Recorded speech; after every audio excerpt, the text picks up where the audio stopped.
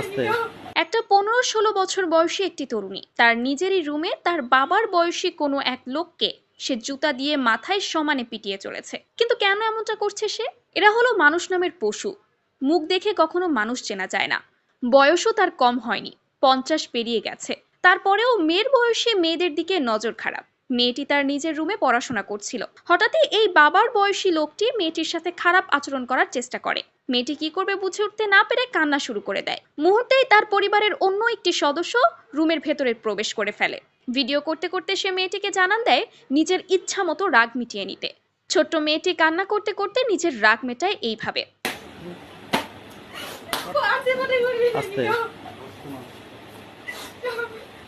আজকাল পরিবারের মধ্যে কে যে কোন নজরে তাকায় বোঝাই মুশকিল। তাই আমাদের সকলেরই সচেতন থাকা উচিত।